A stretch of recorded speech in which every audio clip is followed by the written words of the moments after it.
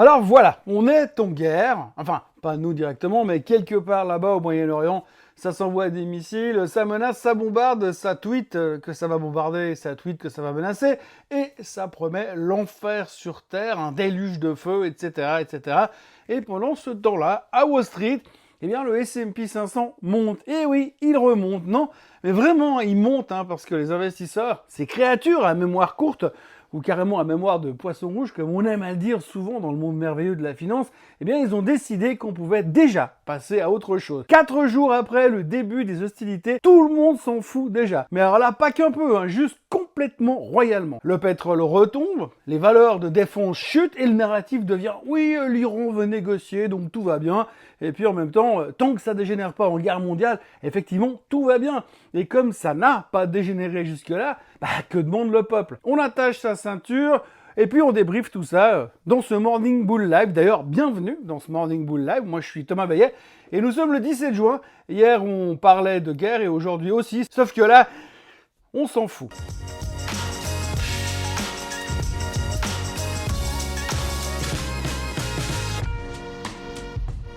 Alors avant toute chose, ce que vous allez entendre et voir dans cette vidéo n'est pas un conseil financier, c'est mon avis, mon analyse et parfois mon humeur du jour. Par contre, si vous voulez comprendre la bourse, là, vous êtes au bon endroit. Non, alors, vous allez adorer, On est à peine 4 jours après le début des hostilités, on vient de le voir, et déjà, les marchés boursiers ont digéré la guerre. Ouais, carrément, digéré. Alors, pétrole, revenu vers les 70 $, valeur de la défense, défoncée, pétrolière, sous pression. Pourquoi tout ça? Eh bien, parce que, selon tous les experts, l'Iran ne fermera pas le détroit d'Ormuz, donc le baril à 80, 120 ou 150 $, paf, du flanc. Et puis alors, pour couronner le tout, l'Iran voudrait négocier. C'est en tout cas ce que dit le Wall Street Journal depuis hier après-midi, et Trump l'a confirmé en expliquant que les Iraniens auraient quand même pu y penser avant. Mais bon, malgré tout, il a quand même quitté le G7 pour aller chercher un deal quelque part. D'ailleurs, c'est son porte-parole qui s'appelle dorénavant Emmanuel Macron, puisque c'est lui qui l'a annoncé hier soir. Alors oui, on le sait, chaque conflit commence avec une belle crise de panique, et ça finit de toute manière en bull market. Mais là, aller aussi vite en besogne alors que l'armée iranienne promet un déluge de feu sur X,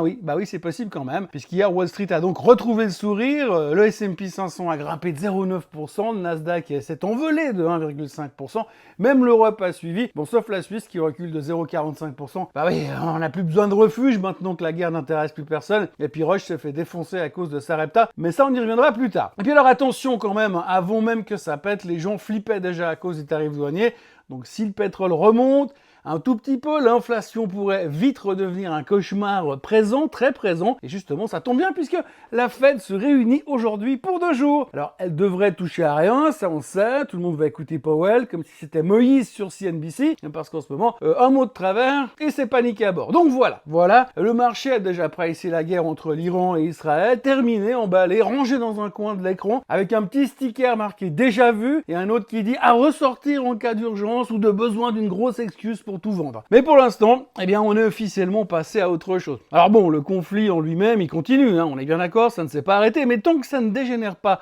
au-delà de ce qu'on voit sur CNN, pas de panique, tout va bien, c'est du tout à fait normal. Cela dit, juste un tout petit détail en passant, hier, l'armée iranienne a juré qu'elle allait balancer tellement de missiles sur Tel Aviv qu'on n'aurait jamais vu ça dans l'histoire. Et alors pour les curieux, le Sun, le magazine britannique, proposait même un direct live des bombardements sur YouTube. Oui, un live pour voir des frappes aériennes en direct. Pas un Grand Prix de Formule 1, pas la finale de la Coupe du Monde de cricket, des frappes aériennes. Oui, on en est là, la barbarie version streaming. À ce stade, on creuse plus, on est en train de forer. Si on avait encore des doutes sur le fait que l'humain peut être un gros tocard version classe mondiale, je crois qu'on a clairement la réponse. Et encore, si je me retenais pas, ça donnerait un truc avec plein de bips partout si je disais ce que je pense réellement de ces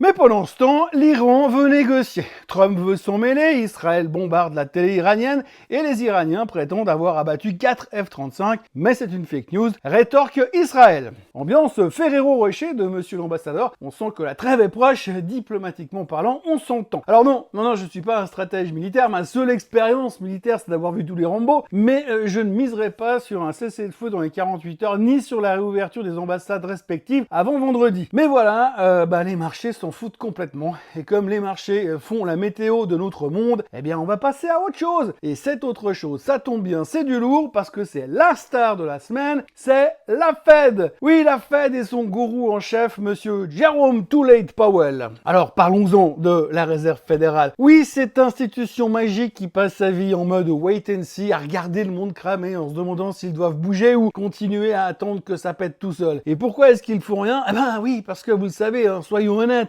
là dehors, c'est le chaos. En tout cas, perso, si vous me donnez le choix entre me péter les deux genoux à coups de marteau ou prendre la place de Powell aujourd'hui, eh bien je vais clairement vous dire, il est où ce foutu marteau? Guerre commerciale avec la Chine, pas fini. Guerre tout court au Moyen-Orient, on s'en fout déjà, mais ça pue quand même. Et l'économie US, bah elle clopine, elle boite un peu quand même. La croissance, elle est en mode pas franchement lagnac. Les entreprises, elles freinent les embauches, on l'a vu. Les consommateurs, ils claquent beaucoup moins parce que leur carte bleue est explosive, avec des taux à faire rougir Tony Montana et Don Corleone réunis. Et puis Powell, au milieu de tout ça, eh bien, il doit trancher. Je baisse les taux maintenant ou je baisse les taux plus tard? Ou alors, suspense intégral, et si finalement je devais les remonter pour refroidir une inflation qui reviendrait au galop? Bienvenue donc dans l'équation de Jerome Powell, une espèce de brouette d'inconnus, zéro certitude. Ce fut une certitude. Si jamais il ne fait rien et que ça tourne mal, Trump pourrait bien lancer une opération Rising Lion. Mais cette fois, ça serait contre la Fed elle-même, avec Powell en cible numéro 1. D'ailleurs, je suis pas loin de penser qu'il a déjà le Mossad et la CIA sur le dos. Alors oui, demain soir, on n'attend pas de changement de taux. Ça, c'est clair. Mais tout le monde va quand même avoir les yeux fixés sur le visage de Powell et les mots de Powell lors de la conférence de presse, parce qu'en ce moment, un seul mot de travers, un seul clignement d'œil qui dérange, ça pourrait peut-être déclencher des trucs assez hallucinants dans les marchés dans n'importe quel sens. Et puis si Wall Street s'est déjà remis des missiles, ben Powell, lui, il doit encore les intégrer dans ses calculs. Bon, autrement, ce matin, la Banque du Japon a surpris absolument personne. Les taux directeurs sont inchangés, ils restent à 0,5. Ils ont pris aucune décision. Il n'y a aucun déclic, mais attention, ils ont quand même annoncé qu'ils allaient ralentir gentiment leurs achats d'obligations d'État, histoire de sortir sur la pointe des pieds de leur politique monétaire de junkies toxico-dépendants. Oui, parce que l'économie japonaise est plus molle qu'un mochi qui aurait passé la journée en plein soleil, le PIB recule, l'inflation tient bon à 3,5% et les prix du riz s'envolent, et ça au Japon, eh bien c'est bien plus grave qu'un crash boursier. Résultat,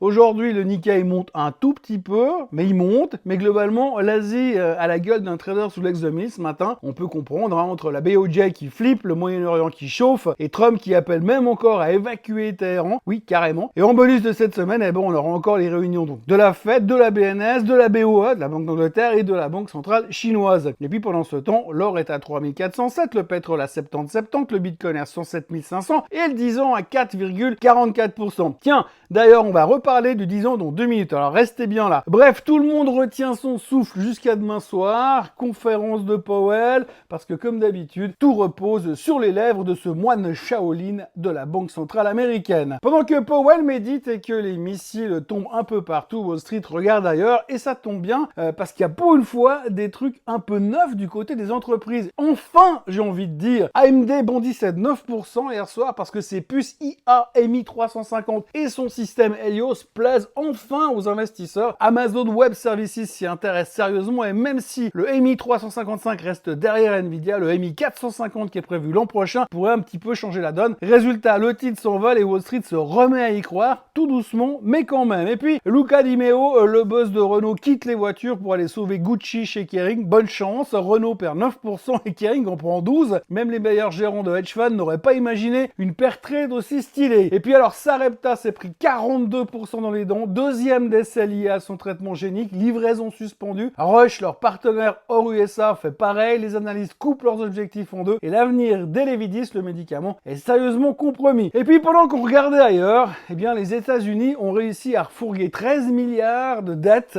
à 20 ans à un taux de 4,942. Apparemment c'est une bonne nouvelle, oui, parce que les investisseurs ont levé la main, l'État n'a pas eu besoin de leur envoyer des chocolats avec le prospectus, et les experts peuvent maintenant affirmer très sérieusement, si, non, il n'y a pas de grève des acheteurs, tout va bien, dormez en paix. Sauf que derrière les sourires crispés du trésor américain, la réalité, elle n'est pas tout à fait pareille. Je dirais même un poil plus tendu. Parce que cette semaine, c'est pas un petit appel d'offres tranquille, c'est le grand chelem de l'endettement version US Open qui arrive aux États-Unis. Oui, 58 milliards à 3 ans aujourd'hui, 39 milliards à 10 ans demain et 22 milliards à 30 ans jeudi. Et là, on rigole plus. Hein. À 30 ans, on entre dans le dur. Pas de visibilité, peu d'acheteurs, une guerre commerciale version feu follet qui menace de repartir au moindre tweet de Trump. Franchement, il faut aimer le risque à long terme pour signer ce genre de chèque. Et puis surtout, il y a les chiffres, les vrais, ceux qui font super mal. Les revenus annuels de l'État américain, c'est environ 5 000 milliards, via les impôts bien sûr. Les intérêts annuels de la dette, c'est environ 1200 milliards aujourd'hui. Les dépenses totales du gouvernement américain, c'est autour de 7 000 milliards. Conclusion,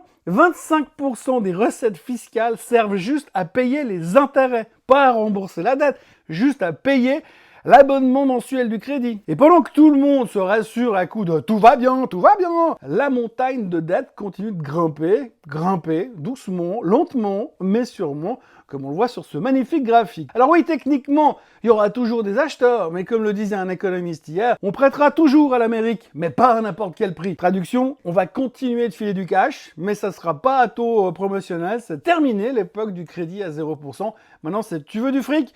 Bah, prouve que tu es encore un peu fiable. Et pendant ce temps-là, eh bien, les taux longs grimpent, les dettes des autres pays deviennent plus séduisantes, et l'économie US commence à tout sauter. Bah, rien d'alarmant pour l'instant, mais on sent quand même le plancher qui grince, hein. Une fatigue diffuse, un scepticisme discret. Pas vraiment encore une crise, mais un parfum de méfiance structurelle qui commence à s'installer sur le marché américain. Alors oui, cette vente à 20 ans s'est plutôt bien passée hier. Bravo, champagne, super. Mais c'était peut-être qu'un sursis parce que dès mardi, dès aujourd'hui, les vraies questions vont commencer, le vrai test. Ça sera pas de caser 13 milliards à 20 ans, mais le vrai test, ça sera de voir combien ça va coûter demain pour continuer à faire croire que tout est sous contrôle. L'Amérique inspire encore une certaine confiance, c'est vrai, mais faire confiance à l'Amérique, ça devient de moins en moins gratuit. Et puis alors ce matin, on va enchaîner avec des chiffres économiques. Il y aura, après le grand moment de solitude de la BOJ ce matin, on aura droit au ZEW en Allemagne et en Europe, puis au retail sales, à la production industrielle et au business inventories aux USA. En fin de journée, le chiffre que tout le monde prétend comprendre, l'Atlanta Fed GDP Now, donc cet indicateur de croissance en temps presque réel, un chiffre qui changera sûrement 3 fois d'ici vendredi, mais qui sur le moment fera office de vérité absolue. Et pendant ce temps, la guerre est officiellement terminée à Wall Street, les missiles peuvent bien voler, le marché s'en contrefou, le G7 a pondu son communiqué habituel, Israël a le droit de se défendre, l'Iran c'est le méchant officiel de l'année et surtout, faut pas qu'ils aient la bombe atomique. Une pincée de cessez-le-feu à Gaza avec 6 mois de retard, une cuillère de crise iranienne à résoudre et hop, le tour est joué. Franchement, si on recyclait les communiqués de presse du G7 chaque année ou chaque trimestre ou chaque semestre, personne ne verrait la différence.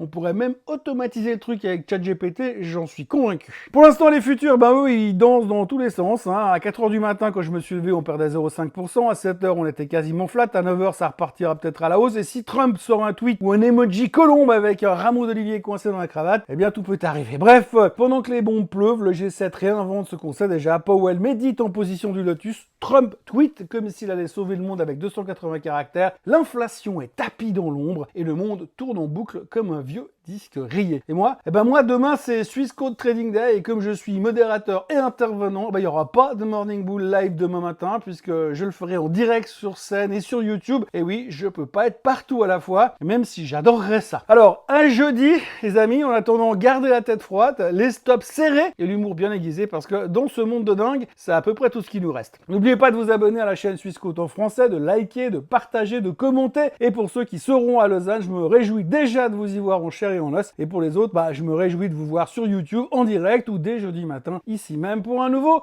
Morning Bull Live. Merci à tous et à tous soudain de bleu. Bye bye.